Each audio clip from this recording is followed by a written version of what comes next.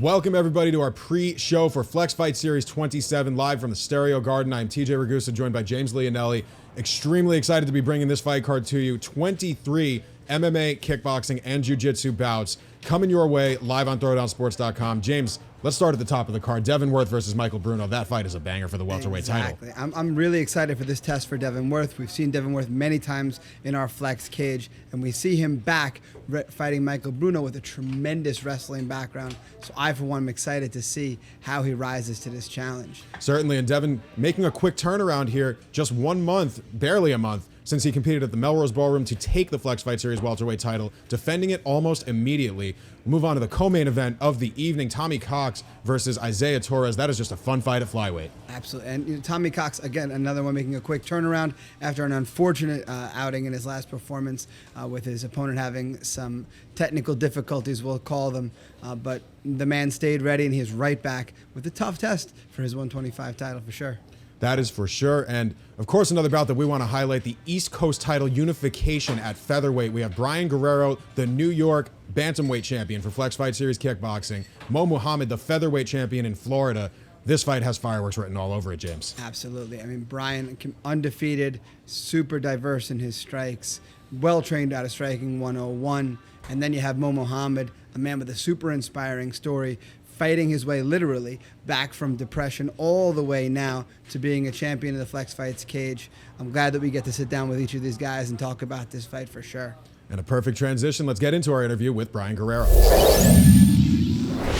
TJ Ragusa here with James Leonelli. Brian Guerrero, we are super excited for his bout tonight. Flex Fight Series 27, title unification on the East Coast. Brian is the current Flex Fight Series New York bantamweight champion. He'll be taking on Mo Muhammad, the Florida champion in the featherweight division.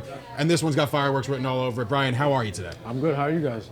Doing wonderful, thank you. Yeah, I can't Brian, wait I truly enjoyed your last performance. Tell us what you're looking forward to in this fight.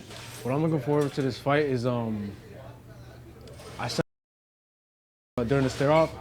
So my favorite thing in fights, it's not just winning. Winning is cool, but I like winning in a way where it breaks down opponents mentally and physically, more mentally than physically, just because it takes away all that. They're portraying to be something that they're not, and my favorite thing is just taking that away from them. You're drawing from a place of confidence. You know, you're undefeated currently, taking out everybody you get in there with. Your last fight against Nick Ortiz, one of the best ones of the Flex Fight Series year. How is some of that experience carrying momentum into this bout for you? I would just say that I'm very blessed to be able to be so active and whatnot, but that just, it is momentum, I can't lie. Whether it's a win or loss, I just know that I'm getting all this experience that my opponents don't have, and it doesn't matter who I fight, I know that I'm confident in my ability to just compete with anybody. More importantly, just compete. Beautiful. So now what have you been working on in training and preparation for this fight? In this fight, because it's gonna be an open stance fight, he's just natural southpaw, I'm a natural orthodox. We just look for things like the left body kick and basic combinations when it comes to his boxing, but it won't be anything that like stresses me out or anything like that during the fight, because I've seen it. I've seen his game before, you know what I mean? It won't be anything that I'm foreign to. I fought southpaws before, so I'm pretty confident going into this fight. You mentioned the body work there. This is the invasion of the body catchers. Yeah. Is that something that's been kind of a sticking point in your training camp? Is that a point of emphasis for you, kind of working the body against a guy like Mo Muhammad, who, like you said, in the open stance is going to try to keep that range? He's a long guy. Yeah, I could already kind of see his game plan during the fight, and knockouts to the face are, you know, they're beautiful, but getting a liver shot, knocking someone out to the body, it's more like it's a more satisfying win than anything, you know what I mean? Because you're making them quit. A knockout, you could just get an easy knockout, a lucky knockout or whatnot. But if you make them quit to the body, you win that fight. Your teammate Aaron Brito knows a lot about that. He had to knock out that knee up the middle last year. Yep, the MMA, that's one of my favorite fights from him. Mine too. Yeah. So, Brian, any predictions for how this fight is going to go down? Prediction for how the fight's going to go down? I think I stop him in the second round. I think he's gonna break and wilt in the first round, and once that second round starts, I know that I'm already gonna have him, and it's just gonna be like predator versus prey, and he's gonna be mine that second round. Confident Brian Guerrero heading into the East Coast title unification bout against Mo Muhammad at Flex Fight Series 27. Hi, Hi guys, James Leonelli, TJ Ragusa here at Flex Fights 27 with Coach John Paul Ruiz of Striking 101, Yes, sir. part of our East Coast Unification title bout this evening. So, Coach, how are we feeling leading into this fight? Great, Sensei. How you doing? Wonderful, thank you. Yeah. So, gentlemen, I saw you guys were interviewing Brian. What do you guys think about, first of all, his fights? You guys have seen him firsthand cage side. What do you guys think? Before you interview me, I kind of want to ask say, you you flipped the guys. script on I'm gonna us. flip the script. Absolutely. I love that, man. I mean, Yeah. you know how we feel about Brian. This Yeah. guy is fantastic. He's one of my favorite fighters on the roster in terms of who I want to watch. He's Yes, sir. exciting. He's fast. He's long. He's powerful. The head movement is excellent. He's, again, sir. just a great testament to your ability as a coach and also his own Thank you. natural talent and Thank you. the culture that you've built there. And that's something that I really want to talk about. You know, we mentioned Aaron Brito. You have a litany of really strong fighters at Striking Yes, 101, sir. multiple champions in Flex Fight Series. That's the goal. What's been the secret to success for you guys? Well, it's a lot. I mean, listen, I got to always pay homage to my lineage. Sensei and I, we come from the same camp, Tiger Showman's. I was there for a very long time. I was under the co-founder, Sharuk Makar. Prior to that, I owned Henzo Gracie Astoria. You know, I was around. Been doing this for 37 years. But it was a big change when I met a good friend of mine, one of my best friends, Sensei Andy Sauer, who we all know is one of the greatest kickboxers of all time. You know, I could say our main discipline or lineage root comes from him, which is great. I mean, he's done it all when it comes to kickboxing. And so we bring a lot of his philosophies, right? So there's the 4 pillars that we talk about in fighting. There's attacking, there's defending, there's counters, and then there's interruptions. But behind those pillars, there's more, right? There's footwork, there's feints, there's setups, there's open stance fighting, closed stance fighting, and understanding that from a boxing, kickboxing, Muay Thai, and MMA perspective. I'm very blessed with our fight team. We've got multiple boxing champions, kickboxing champions, Muay Thai champions, MMA champions. Just in Flex, I mean, I've got Aaron Brito, who's one of my Joshus. He's one of my champs. Chris Anders, Avi Aronoff, Pepper, Daryl. I mean, the list goes on and on. I'm trying to get a champion in every weight class at Flex, to be honest with you. That's the goal. You're well on your way. Yeah, but it's really about legacy, right? It's about legacy and everything that I try to teach my deshis and my joshus, my senpais, is for them to pass it on to their students, and just being able to really leave something behind so that they can leave it for the next generation. You know, because I'll be honest and I'll say it right here, right now, I plan to retire real soon, like just from martial arts in general. I've been doing this since I was 4 years old. I'm 41 right now. And the most important thing for me is for this legacy to continue. And I'm very proud of my instructors for passing it down. So, for example, let's talk about Brian. I'm not going to sit here and take full credit for Brian. It's actually Joshua Aaron. Aaron is the one that's been working with him day in and day out. In the mornings, 5 a.m., staying late till midnight, working, right? Because I've got a camera system, I can see stuff. And that's what it's all about, right? So I know that when my time comes to, you know, take a break from everything, the dojo's in great hands. You know, that's really what it's all about. But what makes this fight more exciting, to be honest with you, our teammate, or should I say our opponent, his head coach is Vincent McGinnis, who's from Kaizen MMA, who's representing Dwayne Ludwig, who's a very good friend of mine, Sensei Dwayne Ludwig, and he has the Bang Muay Thai style. So it's really the Bang Muay Thai style versus the Andy Sauer alliance system. And yes, you got the best fighter from Florida, the best fighter from New York, Kaizen MMA, Striking 101, Dwayne Ludwig versus Andy Sauer.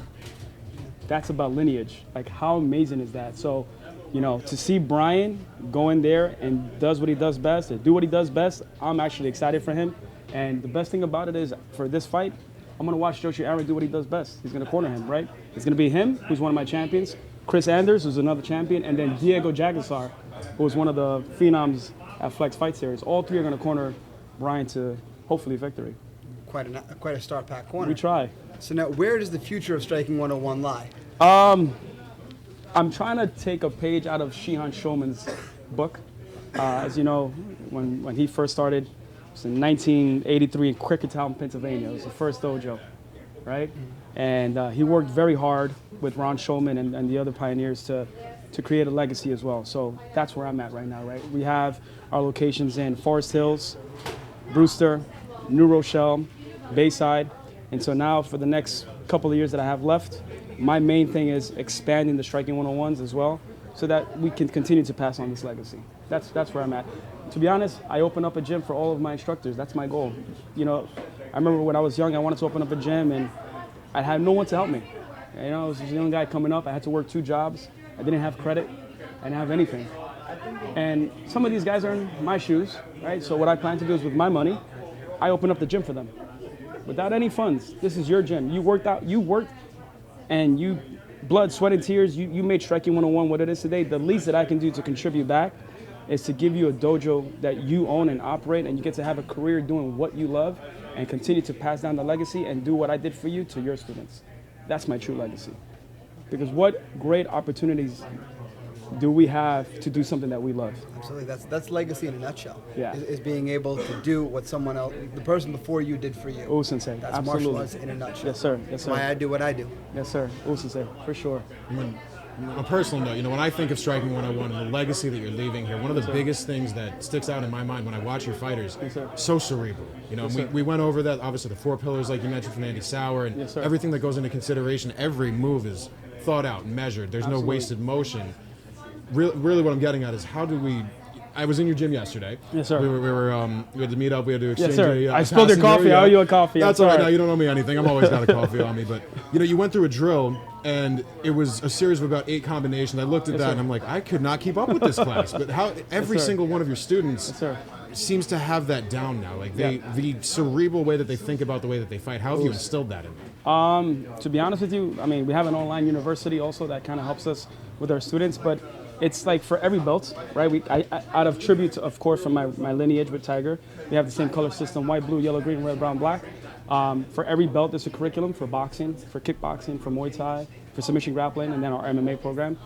And they slowly start to build it up, right? But it all really comes down to, it's the way our instructors break it down, right? I mean, listen, I've seen so many great fighters that unfortunately don't do so well as coaches. I've seen so many great coaches that don't do so well as fighters. And then you have those rare gems like Joshua Aaron, where he can fight and he can teach. Like I love the way he runs classes. He reminds me a lot of myself with the metaphors, explaining things. And one of the things that he likes to say, and this is the truth, he calls it fake energy. When he comes in like, "Oos guys, I'm Joshua Aaron," and stuff like that. But it's I always say this, and I think he understands when I say this, energy is contagious. If I'm sad and I'm depressed and I hang out with you, sensei, I'm gonna bring you down. 100%. Right? And so if I'm the instructor and I'm leading by example, I've got to bring that energy. Whatever I give, I'm going to receive, right? So it's always about leading by example, setting the right footsteps, and so that your students can follow it. Because ultimately, it's like a tree with apples falling down, right? The apple doesn't fall far from the tree. So if I'm sensei for a while, and then my deshis and my joshus, they're just like me. And it's beautiful. When my time comes and I'm no longer on this earth, whatever, but it's like that legacy we talk about. It still carries on. Absolutely. So you kind of live through the ages with your students. Certainly, really, you're doing fantastic things over there at Striking 101. Clearly, the results speak for themselves. We try. You mentioned all the champions, Yes, and sir. you did mention Diego. We could see him again soon. Oh, a little teaser yeah. we're really, again, it's always a pleasure to have you and your students on Thank you our both. cards. Thank you guys. Again, best of luck tomorrow. And thank you to the two of you guys for really taking the time to do your homework and study the fighters and the camps and the instructors. I think for this opportunity where you get to interview the instructors as well, like, let's be honest, Sensei, you know this better than I do. How much time do we spend away from our families? Tons. From our wives, Oh my gosh. our kids, Yeah. to dedicate to our students? And no one really understands but us, not, of course you too as well, but that our students are our family. I can easily, because I'm old, I'm twice as older, but they're our kids. Yeah.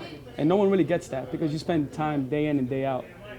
And so there's nothing we wouldn't do for them, Certain people that run these type of places, they consider it a business. For us, it's a family, and that's why, I'm very lucky to have grown up in the Tiger system where my instructors were like my dads, my Joshua, Joshua Hightower, Sensei McLean, Carlos Brooks, like all these guys, man. There's always going to be in my heart, and that's what I love about martial arts. It's never forget where you came from, but always pave the way for the next generation as well. Exactly. And you get to pay that love forward. Oh, Sensei, absolutely. Thank you for your sir. time. Thank you, Sensei. Sensei. Thank you. DJ Stud. Sensei. Thank you, Ninja. Thank you. Back on the Flex Fight Series 27 pre-show, TJ Ragusa here with James Leonelli, joined by Mo Muhammad, one half of our Flex Fight Series East Coast title unification bout at featherweight kickboxing. And Mo, huge opportunity for you here. It's always a pleasure to have you up in New York. How are you feeling heading into this fight? Grateful, man. Opportunities. When I was a little kid, that's what I always wanted. I wanted an opportunity to just challenge myself, improve myself, especially in fighting. So getting this opportunity to unify, just go. So, yeah. Another belt, I'm about it. So, Mo, your story has always inspired me, battling your way back from depression all the way now to being a champion. So that is your past, but what does the future hold? Let's start with the most immediate future. This evening, in this fight, what does the future hold for this fight? I'm excited, man. I'm excited. The dude's game, and I love game opponents. You know, I like a challenge. He's undefeated. That's great. That's awesome. I really don't care about numbers.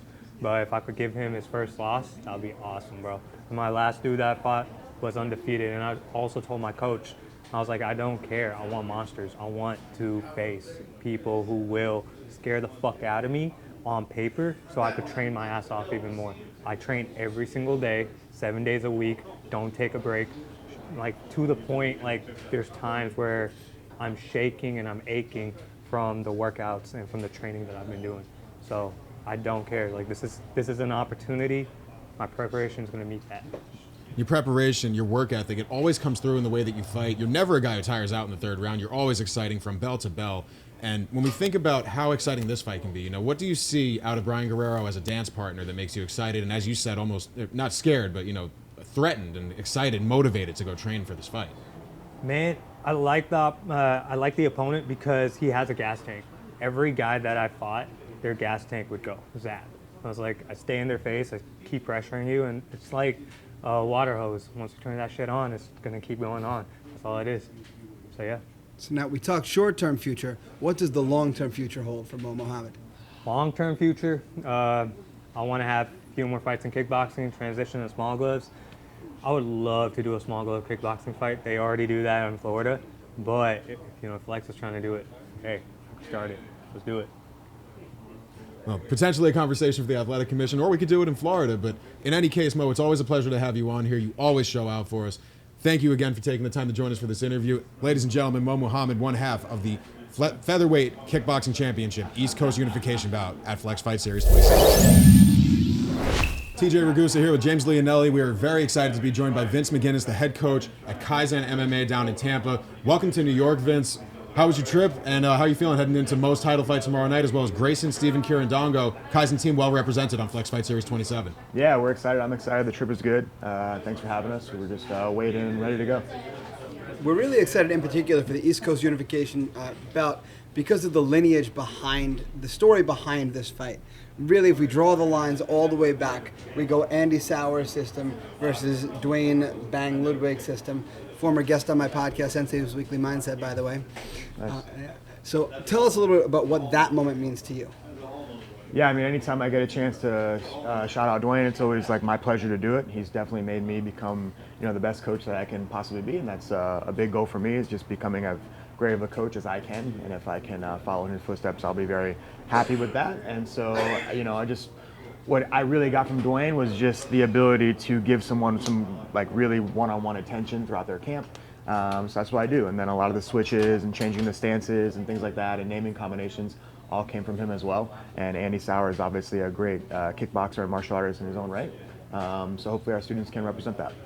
When you think about that stylistic clash, right, that the lineage tends to follow throughout the respective fighters from each of these gyms. We had a chance to speak to Coach John Ruiz earlier, and really when we look at this matchup, how do you think that Bang Muay Thai style does line up against that Andy Sauer school of thought, and what do you think the inherent advantages are that you will see out of Mo tomorrow night in the East Coast title unification bout? Yeah, I mean, I think in the grand scheme of striking and martial arts, they're kind of pretty similar, but obviously Dwayne's a bit more creative in his ability to change stances and naming the combinations and things like that has always been kind of like what he does over there. But the most that I got from Dwayne was really just that one-on-one individual attention. So, I don't know the stylistically, but I can tell you that Mo probably got way more one-on-one individual attention throughout this camp than his opponent has. And that's really what I pride myself on. Now, speaking about the pride of your camp, very well represented on this fight card. Tell us about the camaraderie of the team training together for this event. Yeah, this has been a lot of fun. They've been able to go through camp together. We actually had another person whose opponent pulled out, unfortunately, 2 weeks ago. But the 4 of them, we're training together all at the same time, getting ready for this date, and that's always really beneficial for everyone. Cutting weight yesterday went really smooth, and they're able to just do it together. It always makes things a little bit easier, and you're able to bond over these kind of things. Absolutely, and a word that keeps coming up in our conversations is legacy. When we think about you as a coach and at Kaizen as a gym, what do you want your legacy to look like when you hand it down to your fighters and the coaches who are training under you? Yeah, I mean, I always want to be a world-class coach. I'm trying to be the greatest coach that I'm trying to be, and I think a lot of these fighters feel the same way about their fight career. So you should find a coach who feels the same way about coaching, and that's, I think, what we're doing at Kaizen. Is I'm trying to be the best possible coach, a world-class coach, and I hope that I'm putting forth some world-class athletes, and I think we're going to see that tomorrow night. Paying it forward, that's what martial arts is all about, my friends. So, Coach, thank you so much for your time. I'm looking forward to seeing all your fighters perform. They did a great job for us back in May. I'm looking for them to claim some big time on this card as well. Yeah, thanks, Thank man. you Me for too. joining us. James Leonelli and TJ Ragusa back again with another one of our fighters from this evening. We are joined by Islam Algari. What's up, guys? My name is Islam Algari. I'm from Bayonne, New Jersey, and I train out of K-Dojo MMA and Bodega Jiu-Jitsu. That you do, and you're going to be competing in Flex Grappling Invitational 3 tomorrow night, Flex Fight Series 27. And did you get a chance to catch the first two at Melrose, or what were your thoughts? I saw the first one. I mean, not the first. I saw the one that was at Melrose. Two in the same night. It was two in the same night? Yeah. Okay, so yeah.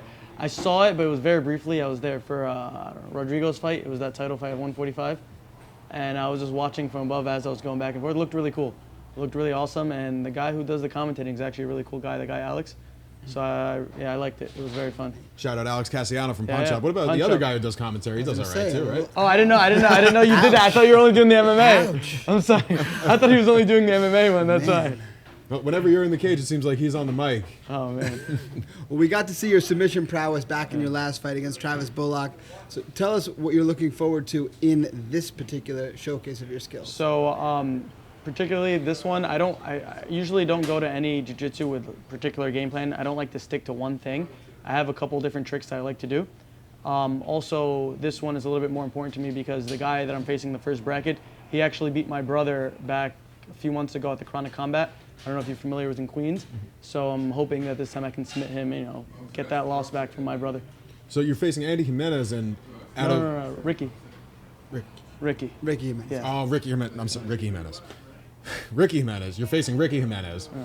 And when you saw him compete back at ADCC, what did you see out of him that makes you think you can beat him? So he competed at Chronic, not at ADCC. I think that's it. I just don't want to. I don't know if we should. I don't know if I should correct it. Is it going to be cut off? Please. Oh, my bad. So he was at the Chronic Combat, and he just he's too slow. I mean, he's a lot bigger. He's stronger. It's a 185 bracket. I'm coming in like 140 pounds, soaking wet. But I got to use what I'm good at, right? I thrive in the scrambles. I thrive in pushing the pace. I thrive in bringing the game to me. So as long as I play my game and I don't allow it to slow down and have him get a hold of me, then I should be okay,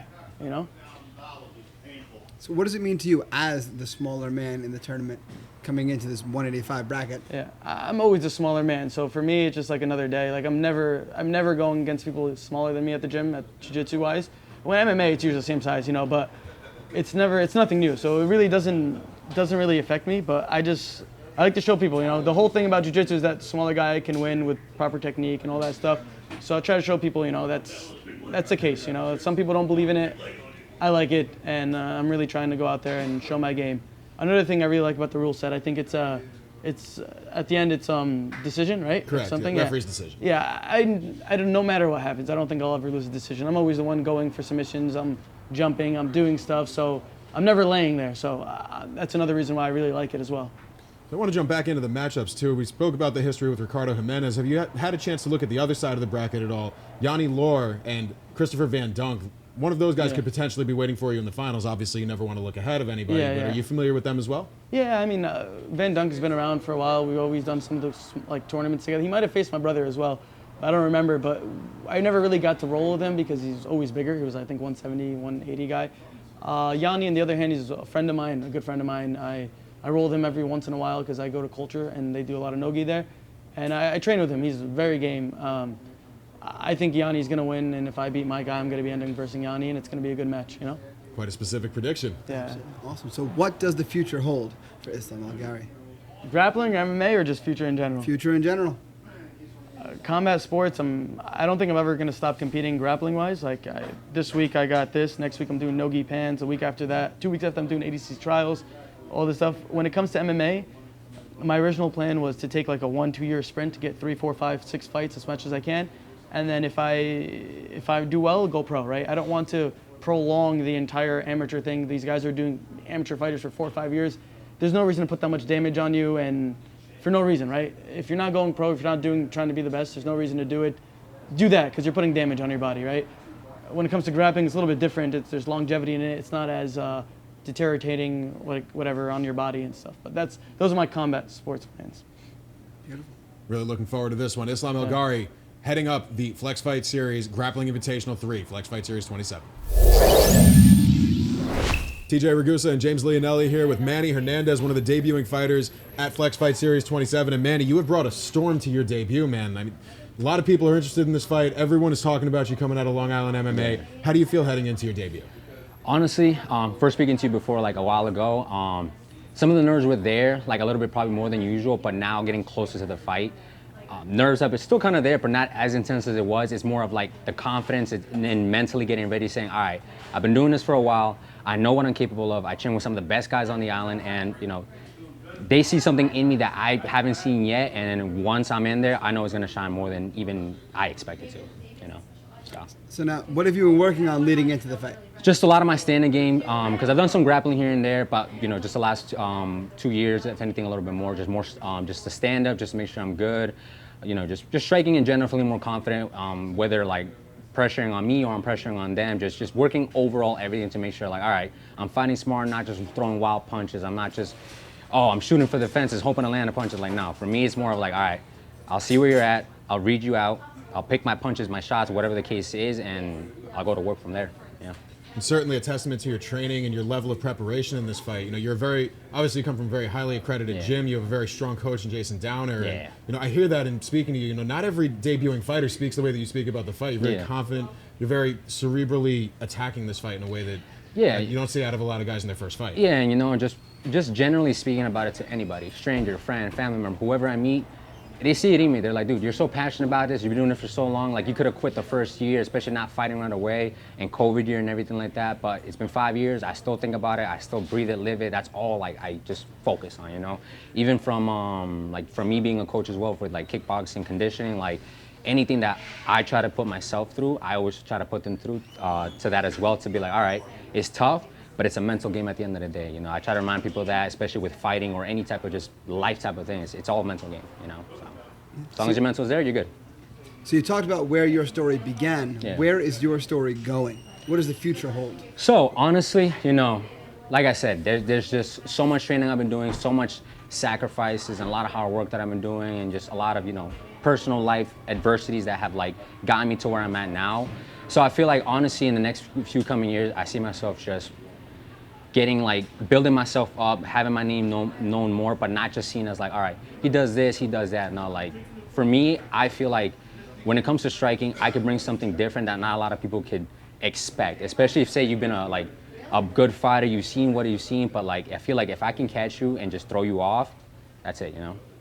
So, and yeah, like I said, just in a few years, I see myself just building it up, building my name up more, and then God willing with everything, just make it to the professional level.